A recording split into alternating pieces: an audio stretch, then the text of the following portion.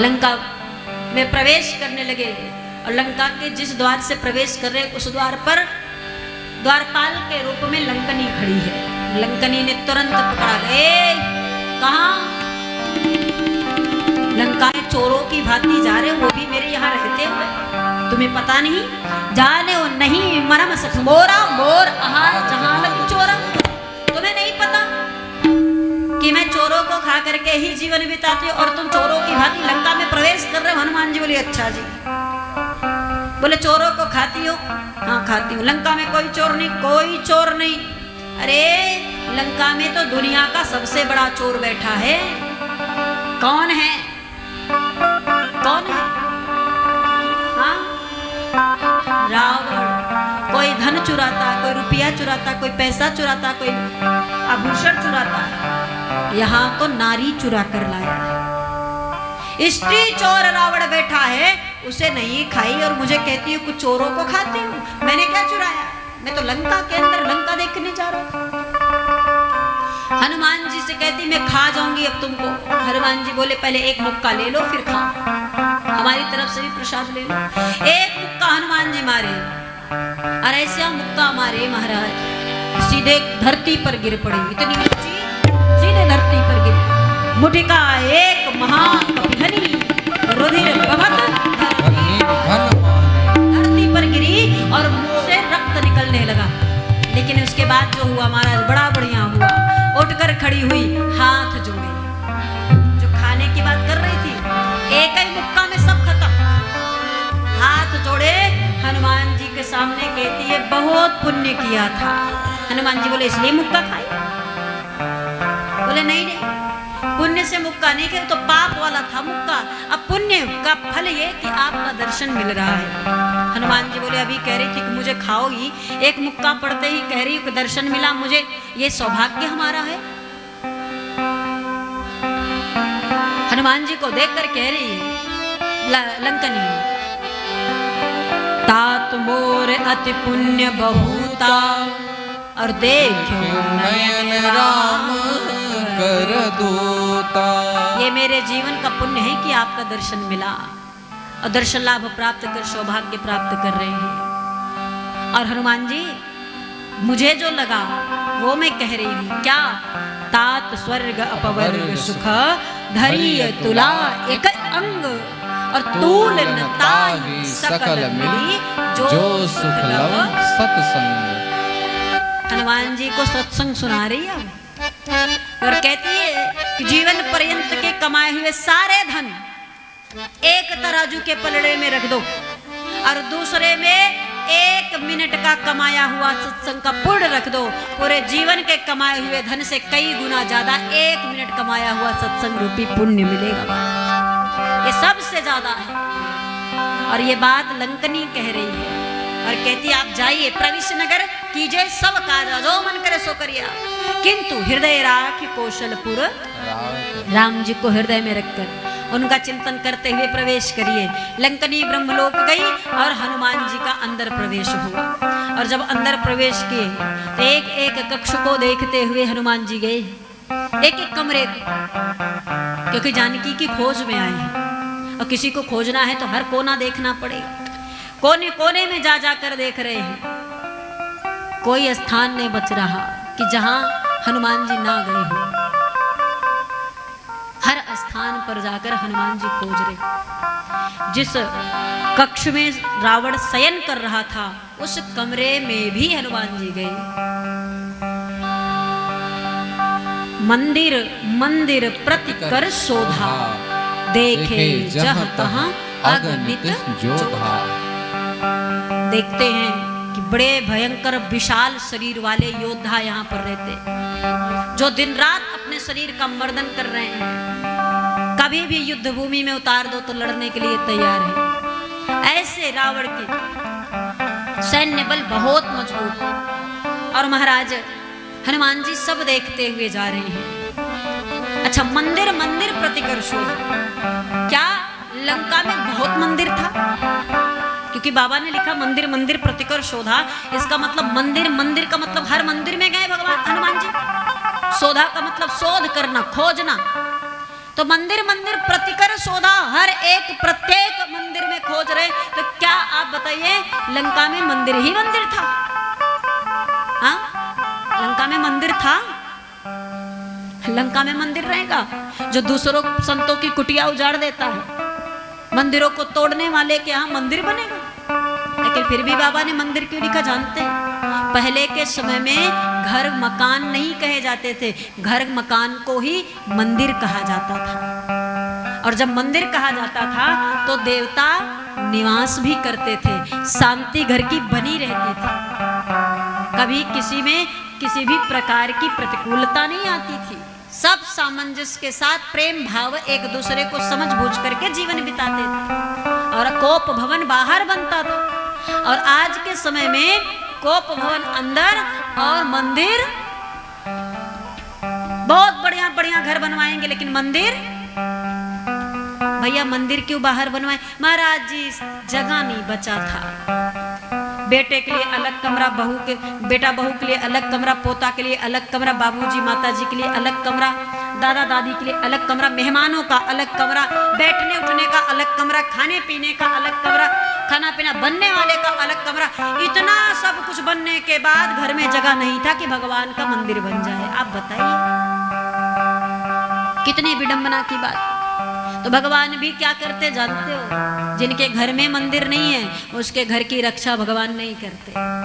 बाहर बिठाए हो तो बाहर की रक्षा करेंगे, अंदर बिठाओगे तो अंदर की रक्षा करेंगे। पहले घर के अंदर भगवान रहते थे और रोने रुष्ट होने वाला, क्रोध करने वाला कमरा बाहर बनता था। घर के बाहर एक कमरा, जैसे कैकेयी जी को भवन गई तो महल के बाहर था, वो उसमें चली गई तो समझ लो जो भी उस कमरे में गया समझ लो बड़ा नाराज है, अपने आप जान। अब जब भगवान बाहर बैठ गए तो हर कमरा को भवन बन गया है। बनाए कि नहीं? किसी में भी कोई भी मुंह फुलाए बैठा है, कोई भी नाराज हुए बैठा है। इसलिए भगवान को बाहर नहीं, भगवान को अंदर रखिए। हर एक जो व्यवस्था आप जीवन में अपने लाएं, पहले भगवान से ही शुरू करें, भगवान से ही आरंभ करें हर व्यवस्था। फिर जीवन देखिए कितना आनंदमय रहेगा, कितना चकाचक जिएंगे। हमारे एक यजमान जी हैं, उनका स्वभाव है कि वो कुछ भी घर में अगर करवा रहे, जैसे टाइल्स लगना शुरू हुआ तो शुरुआत घर भगवान के कमरे से हुआ। एसी लगा तो भगवान के कमरे में पहले लगा, बाद में और कमरों में लगा। हर चीज पहले उस कमरे में करते थे और बाद में और चीजें बाद में और कमरों में बाद में। बहुत सुंदर, बहुत धनवान है। और जानते हैं घर के पीछे जैसे पूरा घर बना हुआ है तो सबसे पीछे की तरफ भगवान का मंदिर था, उसके पीछे भी जगह था, पूरा घिरा करके बढ़िया बाउंड्री करा करके उसी में वो कंपनी अपनी डाल रखे थे। इतनी जगह थी, एक छोटी सी कंपनी थी फर्नीचर की, लकड़ी का काम होता। रात्रि में सब सो गए, और सो गए जब महाराज, तो सो गए का मतलब हुआ कि मर गए। किसी को पता कि सो रहा है कि मर रहा है, किसी को पता दुनिया में क्या हो रहा है। फिर तो सोना और मरना तो बराबर है। अब सब सो गए, आग लग गई फैक्ट्री में और धू धू कर फैक्ट्री जला, किसी को पता नहीं। आग वहां तक आई जहां तक मंदिर था, मंदिर के इधर का सब जल गया और मंदिर के इधर का सब बच गया महाराज। और इधर ही सब सो रहे थे, अगर बीच में शायद मंदिर ना होता तो सब जलकर खाक हो जाते, घर के परिवार के लोग भी। वो बताते, जब बताने लगे हमसे अब तो वहाँ फैक्ट्री नहीं, अब तो दूर डाल दिए, बड़ी बड़ी फैक्ट्रियाँ उनकी बन गई हैं, लेकिन वो बताते कि दीदी यहाँ तक आग आई, यहाँ के आगे राघव जी ने आग आने नहीं दिया, ये तो हम सोते और सोते ही सोते चले जाते। इन्होंने संभाल रखा है। इसलिए जीवन का कोई भी कार्य करते हैं तो यहीं से शुरू करते हैं। हर एक चीज, रक्षाबंधन के दिन राखी घर में पहले बहने भाई को नहीं, पहले राघव जी को बांधा जाता है, यहाँ से शुरू करो। दिवाली मनानी है तो पटाखे इनको दो पहले, होली मनानी है गुलाल अबीर पहले इनको लगता, उसके बाद और हर चीज जो भी है सब शुरुआत भगवान से। और कुछ भी कहते भैया ये चीज बहुत सुंदर बनवाए, हम कहाँ बनवाए दीदी, राम जी ने बनवाया, राघव का ये हमारा थोड़ी ना है। हर चीज भगवान को सौंप देते। एक भी शब्द, हर बार जो भी आप बात करोगे हर शब्द का जवाब राघव जी जाने, राघव जी का है, राघव जी करते, अपना नाम कहीं नहीं। और प्रतिवर्ष कथा कराते, 7 दिन कथा होगी, 7 दिन रुद्राभिषेक होगा, और 7 दिन पति पत्नी मिल करके कम से कम 200-300 लोगों को प्रतिदिन अपने हाथों से परोसकर भोजन भी कराते।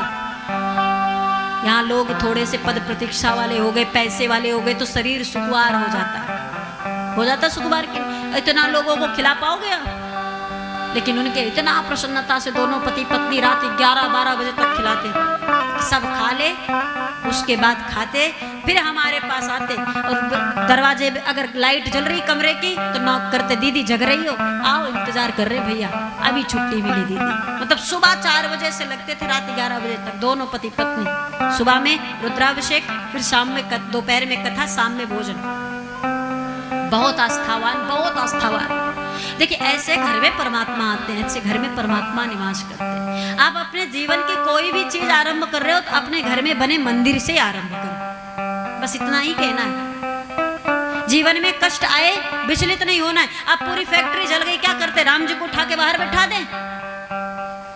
उनका भरोसा अभी भी अटूट राम जी पर है। छोटी सी फैक्ट्री जली तो बड़ी वाली फैक्ट्री पड़ी, छोटकी जलती नहीं तो बड़की बनती नहीं महाराज। वो तो ये बात करते हैं।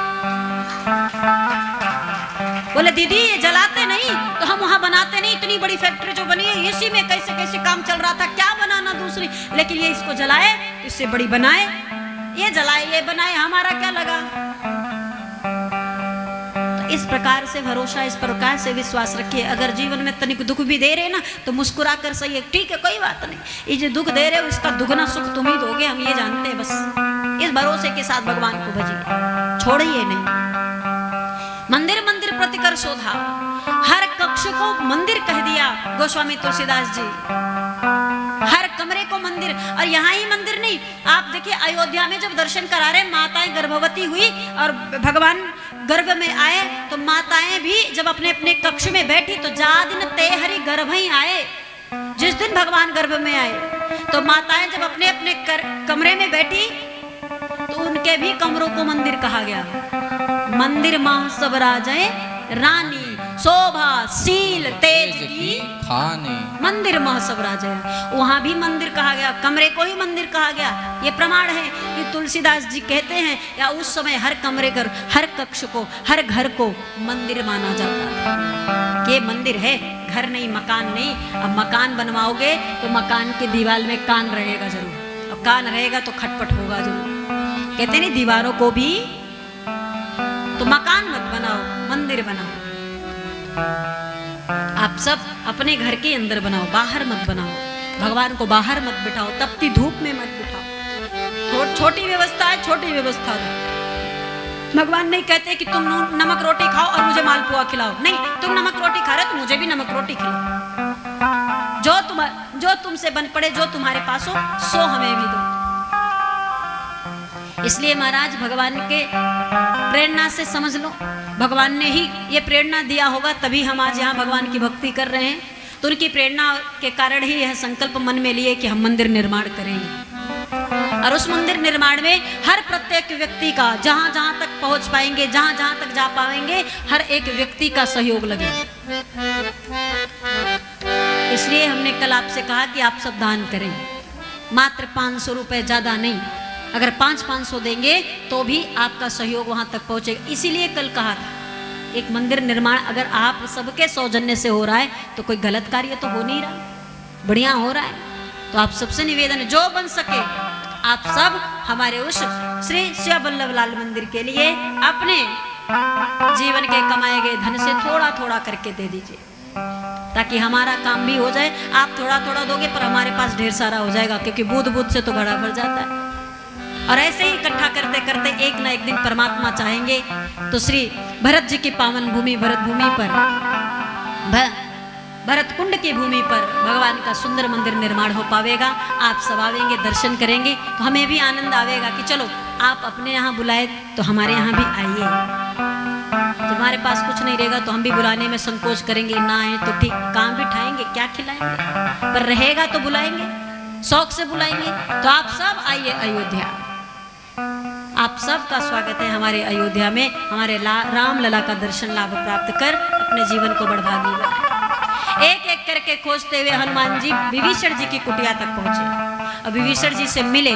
और मिलने के बाद महाराज विभीषण जी अपना परिचय दिए, हनुमान जी अपना परिचय दिए। एक दूसरे के परिचय के पश्चात राम और जानकी की खोज जारी है। हनुमान जी जानकी जी की खोज कर रहे हैं और विभीषण जी राम जी की खोज में लगे हैं। जीवन भर भक्ति इसीलिए कर रहे हैं कि एक दिन राम जी मिलेंगे।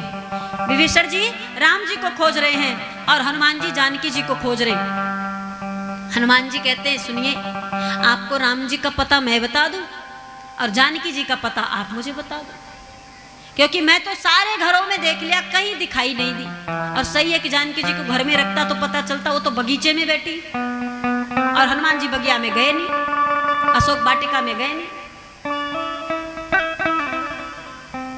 विभीषण से कहते हैं आप मुझे किशोरी जी का पता बता दीजिए, माँ का पता बता दीजिए, मैं उन्हें खोज रहा हूँ।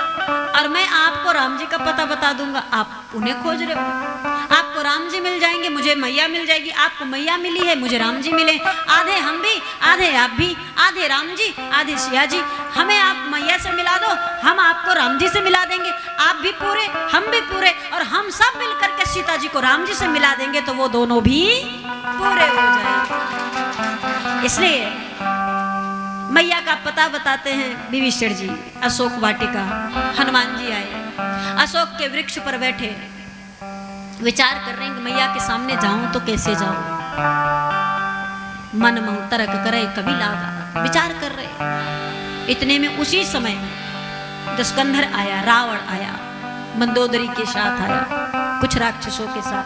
मैया को बड़ा त्रास दिया, भय दिया, भयभीत किया और कहता है कि एक बार बिलो कि मम ओरा, एक बार मेरी तरफ देख लो, इस पूरे लंका की महारानी बना दूंगा। मंदोदरी भी चरण सेवा करेंगे। जानकी जी हंसते हुए कहती कि अगर इतना ही शौक था हमको अपनी पत्नी बनाने का, तो उस समय कहाँ थे जब महाराज जनक प्रण किए थे और दुनिया भर के सारे राजा आए और धनुष तोड़ने। आप भी आते, धनुष तोड़ते, मैं शौक से आपकी पत्नी बन जाती, मुझे कोई समस्या नहीं होता। तब तो तुम नहीं दिखाई दिए, जब वीरता का प्रदर्शन करना था तो नहीं दिखाई दिए। अच्छा, अगर आज भी तुम हमारे राम जी से युद्ध लड़कर राम को परास्त करके अगर हमें लेकर के आते, तो भी मैं मानती कि एक वीर योद्धा की पत्नी हूँ और शौक से बन जाती, और ये गर्व भी रहता कि मैं एक वीर पुरुष की पत्नी हूँ। अरे तुम जैसे कायर की पत्नी बनने से अच्छा तो मैं मर जाऊं, लेकिन तुम्हारी पत्नी नहीं बनूंगी जो चोरी से किसी स्त्री को चुरा कर लेकर आए। इतना बड़ा कायर तो मैंने धरती पर देखा नहीं। मैं तो उस वीर पुरुष की पत्नी हूँ जिसका सामना करने का तुम्हें क्षमता नहीं था, इसलिए चोरी करके लेकर आए। मैं बड़भागी हूं कि मैं उनकी पत्नी हूं और मैं प्राण दे दूंगी, लेकिन तुम्हारी तरफ दृष्टि उठाकर नहीं देखूंगी। और उसके बाद रावण को क्रोध आया जब मैया ने ऐसी बातें की, तो रावण तुरंत चंद्रहास निकाला, तलवार, चमचमाती तलवार को दिखाकर बोला, मास दिवस मऊ कहा न माना, तो मैं मार। यदि एक महीने के अंदर हमारा कहना नहीं मानी, ये तलवार देख रही हो, चमचमाती तलवार दिखाकर लहराते हुए कहता, इसी तलवार से तुम्हारे सिर को धड़ से अलग। इतना कहकर रावण गया। मारोरे लगी, त्रिजटा आई और त्रिजटा ने देखा राक्षस मैया को सता रहे थे, तो सबको बोली सुनो मत सताओ। क्यों? मैंने आज भोर में सपना देखा। क्या देखा? कि लंका में एक बानर आया है और बंदर ने पूरी लंका को जलाया है, जो भी जानकी को सताया उन सबको मारा है। हनुमान जी वृक्ष पर बैठे बैठे सोच रहे, ये तो जामवंत जी बोले ही नहीं थे। वो तो एक बार नहीं कहे कि लंका जलानी है। अब यहाँ त्रिजटा कह रही सपने में राम जी बताए लंका जलानी है। अब पहले बताए होते तो दिया सलाई कुछ तो लेकर आते महाराज, कोई सामान नहीं लेकर आया हूँ। अगर जलाना भी हुआ तो कैसे जलाऊंगा? विचार कर रहे। इतने में मैया कहती हैं त्रिजटा जी से कि आन काठ रुच चिता बनाई, आप जाइए और जाकर के कुछ लकड़ियां लाकर चिता बना दीजिए और मैं अपना शरीर त्याग करना चाहती हूँ। त्रिजटा लकड़ियां लाने गई और माँ आंचल पसार करके अशोक वृक्ष से बिलक कर मांगती है, करुण क्रंदन करते हुए, हे अशोक। अशोक का अर्थ जो शोक का हरण कर ले, और मैं आपके नीचे छाया में बैठकर शोकाकुल बैठी, आपको मेरा शोक नहीं दिखाई दिया, मेरा क्लेश दुख नहीं दिखाई दिया। हे नाथ, आपके सामने मैं हाथ पसार करके मांगती हूँ, आप एक छोटा सा आग का गोला दे दो, अंगार का टुकड़ा दे दो, ताकि मैं अपने इस शरीर का अंत कर सकूं, अन्यथा इस दुष्ट रावण के हाथों मरना पड़ेगा। और जैसे आंचल पसार कर मैया मांगी, हनुमान जी मुद्रिका लिए थे, तुरंत मैया के आंचल में गिरा दिया। मुद्रिका ली, बड़े गौर से देखी और देखने के बाद चकित चितव मुदरी पहचानी। बड़े गौर से देख रहे कि ये मुद्रिका आई कहां से, लाया किसने। हरस विषाद हृदय अकुलानी। बड़े बड़े मुद्रिका को देख के प्रसन्नता भी हुआ, कष्ट भी हुआ, और घबरा कर व्याकुल होकर के इधर उधर देखने लगी और विचार करने लगी, जीत को सके अजय रघुराई। क्या कोई राम जी से जीत सकता? राम जी तो अजय हैं, विजेता है, उनसे तो कोई युद्ध में जीत करके ये मुद्रिका लाए नहीं सकता। अब माया ते ऐसे रच नहीं जाएगी, इसकी रचना माया से भी कोई राक्षस नहीं कर सकता। आखिर ये कहां से आया? मैया विचार कर रही, इतने में ऊपर से हनुमान जी बोल दिए। हनुमान जी कहते मैं बताता हूं। और कैसे बताए जानते हैं? पूरी राम कथा सुनाए मैया को। राम कथा सुनाते हुए हनुमान जी कहते हैं मैया, रामचंद्र गुण बर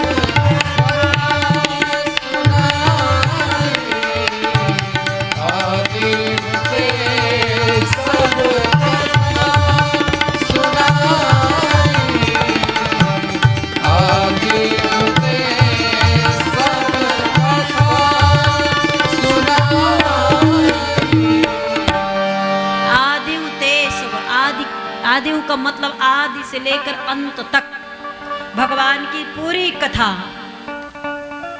हनुमान जी मैया को सुनाए। और जब राम कथा हनुमान जी गाने लगे तो मैया भाव से सुन रही। पूरी राम कथा हनुमान जी सुनाए। और मैया ने जब सुन लिया तब मैया ने विचार किया, इस कथा की इतनी महिमा है, श्रवणामित जय कथा सुहाई, कही सो प्रगट हो तकी न। इतनी अद्भुत महिमा है इस कथा की, इतनी अद्भुत महिमा है कि अगर इसे बंदर भी गाए तो भगवती जानकी का दुख दूर हो सकता है। हम सब तो साधारण से मानव हैं महाराज। यदि श्रद्धा से गाई जाए और प्रेम पूर्वक सुनी जाए तो हमारे आपके जीवन के भी कष्टों का निराकरण करने का सामर्थ्य इस राम कथा रूपी भगवान में है महाराज। जो सीता जी के दुख दूर कर दिया वो भी बंदर ने गाया, तो विचार करिए हम आप क्या हैं? कुछ भी नहीं है। मैया ने कहा जो सुना रहे हो तनी सामने भी तो आओ। और जब हनुमान जी सामने आए तो मैया मुख फेर कर दूसरी तरफ बैठ गई। हनुमान जी ने कहा मैया क्या हुआ? बोले तुम सुना रहे थे कथा? हनुमान जी बोले हाँ। मुद्रिका तुम लाए? हम ही लाए। कहाँ मिली? राम जी ने दिया। मैं नहीं मानती, तुम बंदर हो, राम जी इंसान है, और तुम भी इन्हीं राक्षसों में से कोई हो। रूप बदलकर मेरे साथ हास्य कर रहे हो ना, मेरे शोक का मजाक उड़ा रहे हो। हनुमान जी बोले नहीं मैया, मैं सच में राम जी का दूत हूँ। मैया मानने को तैयार नहीं। तब राम जी का सौगंध खाए हैं हनुमान जी, राम दूत में मां जानकी सत्य शपथ करुणा निधान। भगवान श्री करुणा निधान की सौगंध खा करके कहता हूँ कि मैया मैं राम जी का दूत हूँ और राम जी की आज्ञा से आया हूँ। तब मैया मुड़कर देखी और फिर पूछी नरबान रही संग कहूँ कैसे? हनुमान जी कही कथा भई संगति जैसे। पूरी कथा सुनाए। फिर उसके बाद कहते मैया 400 कोस की इतनी बड़ी समुद्र को लांग कर आया, वहां भी कोई कुछ नहीं खिलाया पिलाया। फिर इतना दूर आ गया और आने के बाद कब से लंका में भटक रहा, कोने कोने में ढूंढ रहा, भूख के मारे जान जा रही मैया। अब विचार करो किसी माँ के सामने कोई बच्चा कहे कि भूख के मारे प्राण निकल रहा हो, वो माँ तो महाराज तड़प जाएगी। तब जब उसके पास कुछ खिलाने को ना। जानकी जी बोली, अरे तुम भी इस समय मांगे जब मेरे पास कुछ नहीं है, मैं क्या खिलाऊं तुमको। बोले मैया इतने सारे फल बगिया में लगे हैं, आदेश दे दो बस, बाकी तो मैं खुद खा लूंगा। मैया ने कहा लाला जितने फल उसके उतने रखवारे हैं, बड़े बड़े राक्षस हैं, आप कैसे फल खाओगे। हनुमान जी बोले आप आदेश करिए। मैया ने कहा अजर अमर गुण निधि सुख हो, कर बहुत रघुनायक छोहु। आशीर्वाद मैया ने दिया अजर अमर। हनुमान जी बोले बस मैया अब तो अगर राक्षस मुझे खा भी गए तो मैं पेट फाड़ कर निकल आऊंगा, क्योंकि अमर होने का वरदान दे दियो, मरूंगा नहीं, वो कितना भी मारे मुझे। जाओ लेकिन सावधानी से, आराम से। अब महाराज हनुमान जी गए, फल खाने लगे। एक डाली से दूसरे डाली पर छलांग लगाए, डालियां टूटने लगी, वृक्ष टूटने लगे, फल खाकर फेंकने लगे। राक्षसों ने देखा तो दौड़ पड़े, अरे मारो बंदर आया, बंदर आया, दौड़े। और जैसे ही हाहाकार मचाकर दौड़े मारने के लिए। हनुमान जी बोले आओ। हनुमान जी ने कहा पहले मारूंगा नहीं और पीछे छोड़ूंगा नहीं। हमारे भारतीयों का स्वभाव है, हम किसी को छेड़ते नहीं, लेकिन छेड़ने पर छोड़ते। हनुमान जी ने कहा पहले नहीं मारूंगा लेकिन बाद में छोड़ूंगा। जैसे ही एक राक्षस में थोड़ा सा हनुमान जी को मारा, हनुमान जी बोले अब सुनो। अब हनुमान जी मारना शुरू किए, कछु मारे, कछु मार दे, कछु मिले और कछु पुनी जाए पुकारे प्रभु मरकट बल। कुछ को मारे हैं, कुछ को पकड़ कर मर्दन कर दिए, कुछ को पुछिया में पकड़ कर लपेट कर धूल और कुछ को पीट कर बोले जा उनके से। जब इतना दूर आए हैं तो लंकापति का दर्शन करके जाए। मैं भी तो देखूं कि वो स्त्री चोर दिखता कैसे है। हनुमान जी अक्षय कुमार का वध किए, 2-4 राक्षस रावण से बताए, रावण मेघनाथ को भेजे। मेघनाथ बड़ी माया, बड़ी माया, बड़ी माया। हनुमान जी बोले खेल लो, सारी माया तुम्हारी हो जाए तो मेरी भी घोपाए, मेरी भी बारी आनी चाहिए महाराज, अकेले खेल नहीं होता। अब इंद्रजीत जब अपनी माया खेल कर खत्म किया और बारी हनुमान जी की आई तो हनुमान जी ने कहा तुम माया कर रहे थे और मैं मायापति का दूत हूँ, मायापति के दूत को माया नहीं छू सकती। अब अपनी रक्षा कर ले, तू बुला ले जिसको बुलाना। एक मुक्का मारे चकरा इंद्रजीत गिरा धरती पर। थोड़ी देर में होश आया तो तब भी चक्कर आ रहे थे, रुक रुक कर चक्कर आने लगे। इंद्रजीत ने विचार किया, मेघनाथ ने, कि इसके पास जाना खतरे से खाली नहीं, दूर से बात कर। ब्रह्मास्त्र का अनुसंधान किया, हनुमान जी प्रणाम किए। प्रणाम करके बोले बस शिव हनुमान बनकर आए, विष्णु राम बनकर आए, एक आप की कमी थी, आप ब्रह्मास्त्र बनकर आए, अब तीनों मिलकर के इस लंका की डंका बजाएंगे। अब महाराज ब्रह्मास्त्र में बध करके हनुमान जी पहुंचे लंकापति की सभा में। लंकापति प्रश्नों की झड़ी लगाया, कौन हो, कहां से आए, वाटिका क्यों उजाड़े, राक्षस क्यों मारे, अक्षय का वध क्यों किया। हनुमान जी एक ही परिचय दिए, एक ही परिचय पत्र लेकर घूमते। आधार कार्ड में यदि हनुमान जी का नाम देखा जाए ना तो हनुमान नहीं लिखा, बजरंगबली नहीं लिखा, वो तो सबके सामने एक ही परिचय बताते, हमें लोग रामदूत कहते, हमारा नाम रामदूत है, हमारा तो कुछ है ही नहीं है, सब राम का है। यह हनुमान जी का स्वभाव है। और अब महाराज रावण पूछा कौन हो, बोला मैं रामदूत हूँ। बंदरों राक्षसों को क्यों मारे, वाटिका क्यों उजाड़े। हनुमान जी ने कहा बंदर हूँ, फल खाया, वाटिका थोड़ी थोड़ी टूट फूट टूटा, तो राक्षसों को क्यों मारा। देखो महाराज पहले वो हमें मारे फिर हम उन्हें मारे, हिसाब बराबर होना चाहिए था। तो रावण ने कहा हाँ हाँ हिसाब बराबर होगा, चिंता मत करो। ये कैसा हिसाब कि तुम उनको जान से मार दिया और तुम यहाँ बैठ के बात कर, अब तुम्हें भी जान से मारेंगे तब हिसाब बराबर होगा। आदेश दिया कि मार दो इस बंदर को। विभीषण जी नीति धर्म की बातों को समझाते हुए रावण को कहता है कि अगर दूत को मारोगे तो तुम्हारी कायरता का परिचय होगा, लोग समझेंगे या राम जी समझेंगे कि रावण डर गया, इसलिए इसे कोई दंड दे दीजिए, अंग भंग कर पठेंगे, लेकिन मारिए मत। अब महाराज सबने कहा क्या किया जाए, तो कुछ लोगों ने कहा कि ये बंदर का जो पूंछ है बार बार ये पूंछ ही देख रहा, अपनी घूम घूम कर पूंछ देख रहा है। हमें लगता है बंदर को अपनी पूंछ बड़ी प्यारी है, तो क्या किया जाए, बंदर के पूंछ को जला दो। सबने विचार करके कहा इस बंदर के पूंछ को जला दिया जाए। कब के ममता पूंछ पर सब ही कहे सबने कहा ये पूंछ बड़ी प्यारी है इसे, इसलिए इसे क्या करना है, तेल बोल पटवाद पुनि पावक देव लगा। बढ़िया वस्त्र को तेल में भिगोकर बांधो इसके पूंछ में और आग लगा दो। हनुमान जी बोले जय सिया राम। मैं दिया सलाई आग लेकर नहीं आया, व्यवस्था में नहीं आया, रावण ने व्यवस्था करा दी। अब तो त्रिजटा की बात भी सत्य करके जाऊंगा और वहां अगर राम जी पूछेंगे, जामवंत जी कहेंगे हमने नहीं कही थी लंका जलाने को, तो बता दूंगा हम थोड़ी ना जलाए हैं। फिर किसने जलाया है? बोले अरे उन लोगों का कपड़ा था, उन लोगों का तेल था, उन लोगों की दिया सलाई माचिस थी, उन लोगों ने आग लगाई, उन लोग का घर था, उन्हीं लोग के जले, हमारी कोई गलती नहीं। और वहां आग लगी, हनुमान जी पूंछ पकड़े एक अटारी से दूसरे, दूसरे से तीसरे, बस जलाते हुए निकलते चले जा रहे। सब चिल्लाए ए बंदर रुक जा, कर क्या रहा है, सब जलाकर खाक कर देगा, ये बंदर तहस नहस करने पर तू लाया है।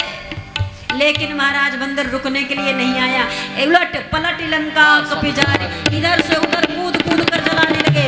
उसी समय वायु चली, और कैसी वायु, हरि प्रेरित नहीं अवसर चले